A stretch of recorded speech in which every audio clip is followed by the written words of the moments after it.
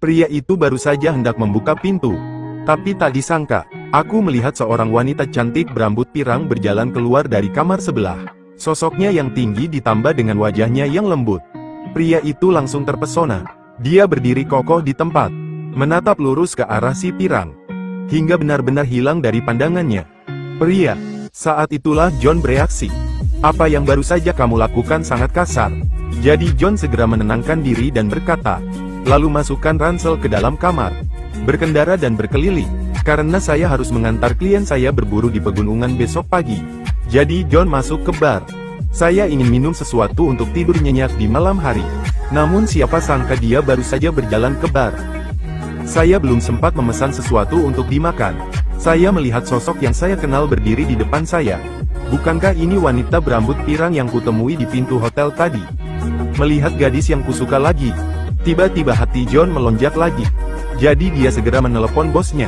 Tanyakan pada gadis itu siapa dia. Kamu melakukan pembunuhan. Apa yang dapat saya bantu? Hanya bir. Dengan baik. Jelas sekali. Dia membutuhkan emosi. Melihat Dun perempuan berambut pirang turun ke tanah untuk membereskan kekacauan, John juga menganggapnya sangat indah. Tapi bagaimanapun juga, aku tidak mengenal gadis pirang itu. John terlalu malu untuk datang dan memulai percakapan. Aku duduk seperti ini entah sampai kapan. Sekarang sudah larut. John tidak punya pilihan selain kembali ke hotel untuk beristirahat. Namun siapa sangka saat dia sedang mengatur senapannya. Namun tiba-tiba aku mendengar teriakan minta tolong seorang wanita dari luar. Jelas ada seseorang dalam bahaya. Karena kebenaran, jadi John segera mengambil pistol di sampingnya dan dia memuatnya dan meletakkannya di pinggangnya. Lalu dia berjalan cepat menuju pintu kamar. Tapi yang tidak pernah diharapkan orang adalah, orang yang diganggu di luar pintu sebenarnya adalah wanita berambut pirang. Dia melihat seorang pria bertopi dengan paksa menariknya ke dalam kegelapan. Saya kebetulan melihat John berjalan keluar dengan membawa pistol. Pria bertopi itu kemudian lari dengan putus asa. Melihat John membantunya, setelah dengan sopan berterima kasih pada si pirang. Lalu dia langsung menuju kamarnya. Dan John melihat semuanya baik-baik saja. Dia juga berbalik dan kembali ke dalam rumah. Segera keesokan paginya datang. John segera mendatangi bos yang membantunya memperkenalkan pelanggan. Tanyakan padanya kapan dia bisa pergi. Tak disangka, sang bos mengatakan bahwa orang yang ingin dibawanya kali ini adalah seorang perempuan. Dan itu akan segera tiba. Saat keduanya sedang berbicara, pintu telah dibuka. Namun, yang tidak terduga adalah hal itu orang yang datang sebenarnya adalah gadis berambut pirang. Dan klien yang akan dia bawa kali ini juga dia. John langsung senang. Jadi setelah keduanya memperkenalkan satu sama lain secara singkat, lalu dia segera bergerak menuju rambut pirang di gunung. Dalam perjalanan wanita pirang itu memberitahu John bahwa dia pergi berburu kali ini hanya karena dia ingin menyelesaikan penyesalan yang tersisa di hatinya. Ia mengatakan, semasa ayahnya masih hidup, ia selalu ingin mengajaknya berburu, namun tertunda karena berbagai alasan. Dan suatu pagi, ayah saya tiba-tiba dan tidak terduga pergi. Oleh karena itu, dia memiliki keinginan lain untuk dipenuhi kali ini. Dia hanya menunggu sampai dia tersesat. Dia ingin menebarkan abu ayahnya di gunung yang tinggi ini. Setelah mendengar ini, John berkata dia pasti akan membantunya menyelesaikannya. Mengobrol dan mengobrol. Tanpa sadar, mereka berdua sampai di kamp.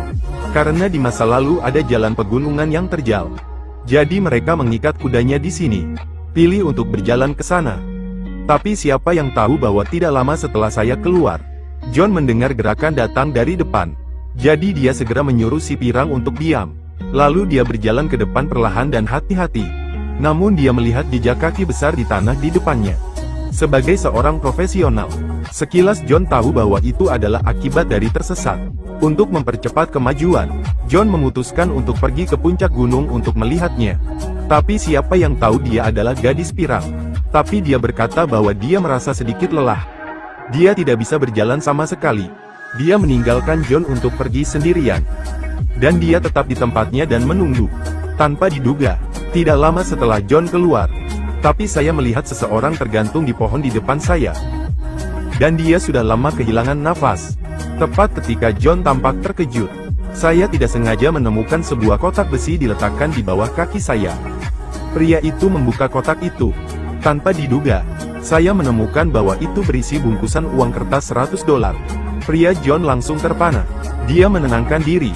Saya langsung berpikir apakah itu mungkin ada hubungannya langsung dengan mayat di pohon. Tapi aku tidak terlalu peduli tentang itu sekarang. Bagaimanapun, Jin Xiang sedang berada di pegunungan saat ini. Lagi pula, tidak ada yang melihatnya.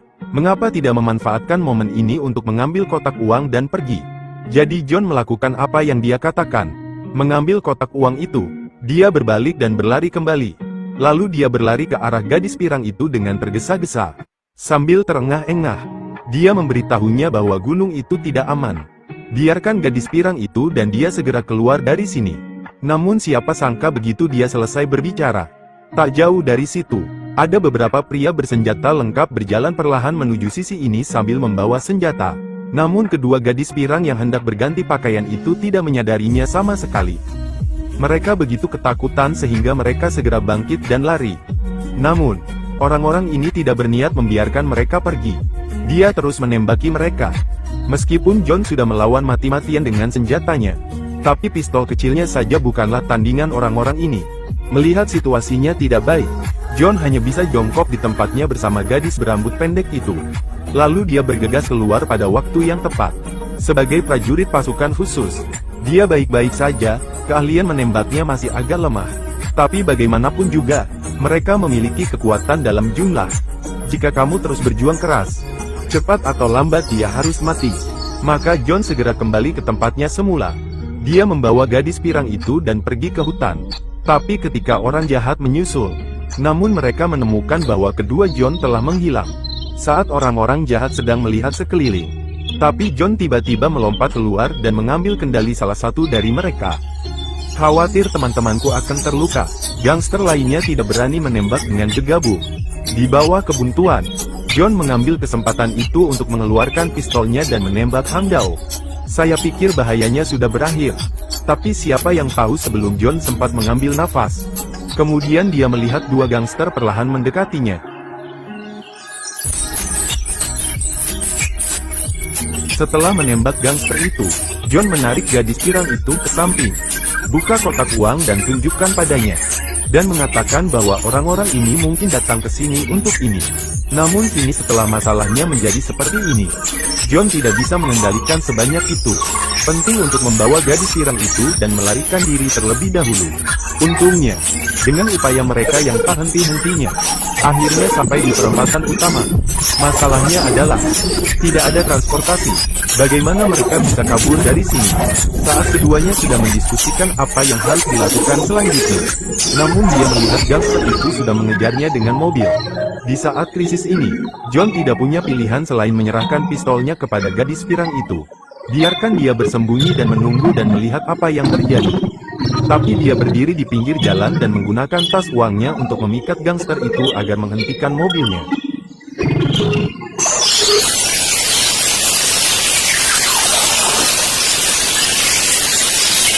Begitu mereka sampai pada John, gadis pirang itu segera menembak mereka. Meski aku tahu itu berbahaya, tapi itu lebih baik daripada tinggal di sini dan menunggu kematian. Jatuhkan bagian belakang dengan kuat berakhir di udara. Saya tidak menyangka ini adalah ide yang bagus. Hanya dalam beberapa detik, dia menembak dan membunuh dua gangster dengan mudah. Keduanya sangat bahagia, tapi siapa tahu, saat John mengambil kantong uang itu dan hendak pergi, tiba-tiba seorang pria berjat gigi muncul di belakang gadis pirang itu. Mengontrol dia, demi keselamatan gadis pirang itu.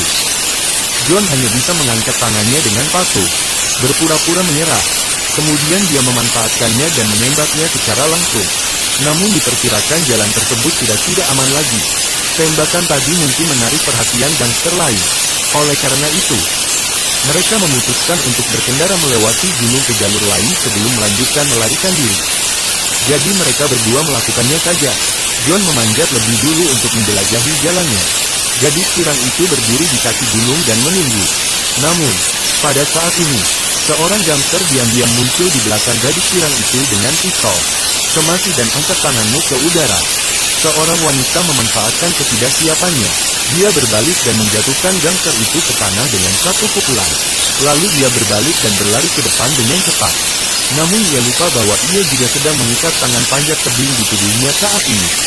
Ketika John melihat ini, dia segera memanggil gadis pirang itu untuk melepaskan talinya. Tapi sudah terlambat, gangster itu sudah berdiri dari sana. Tarik tali di ujung ini. Tarik dia dengan kuat. Gadis pirang itu juga langsung diseret ke tanah olehnya.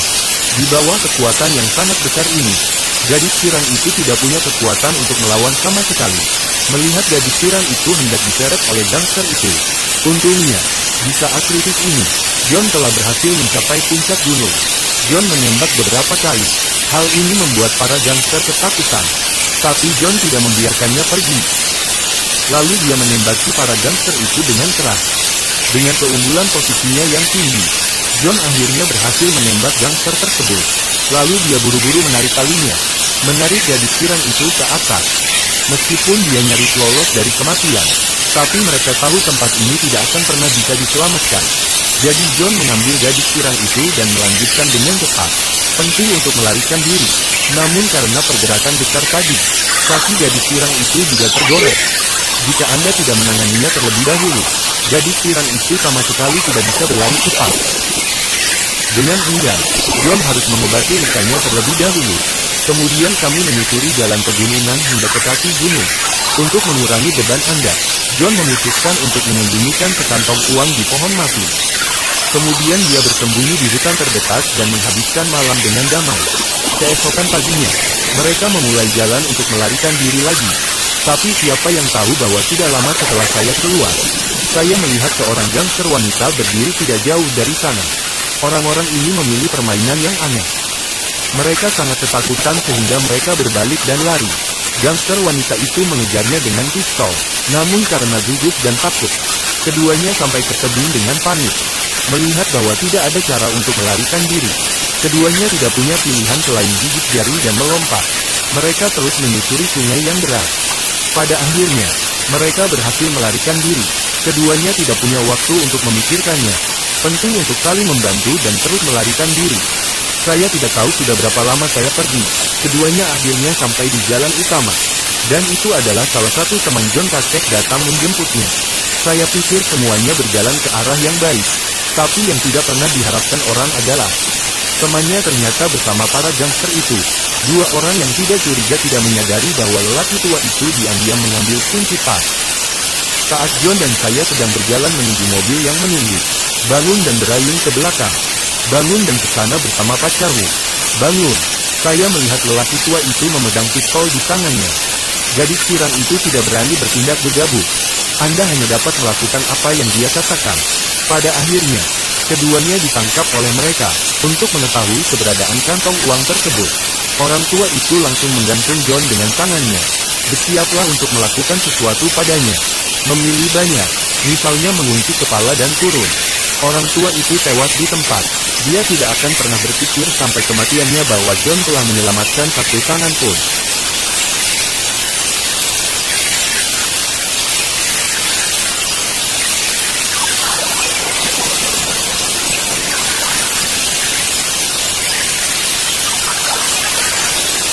Karena waktu sangat sempit, maka John bergegas menuju kamar tempat gadis pirang itu diikat, menyelamatkannya.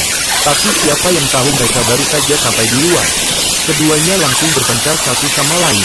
Meskipun para gangster biasanya terlatih dengan baik, namun John, yang lahir di pasukan khusus, bukanlah seorang vegetarian.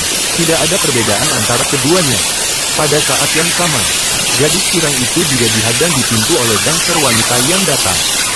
Setelah perjuangan yang putus asa, gadis pirang itu berhasil mendapatkan senapan serbu yang dijatuhkan gangster wanita itu ke tanah. Akhirnya berhasil menembak mereka. Di akhir cerita, keduanya mengeluarkan kotak uang yang tersembunyi di lubang pohon. Kupikir kita bisa terbang bersama. Namun, di bawah godaan uang sebesar ini, namun gadis pirang itu tetap menembak John dengan satu tembakan. Dia menelan kekayaan haram ini sendirian. Seperti kata pepatah, orang mati demi uang, burung mati demi makanan. Video berakhir di sini. Saya adalah gunung berapi yang berbicara tentang film. Jika Anda menyukai saya, ikuti saya. Sampai jumpa lain waktu.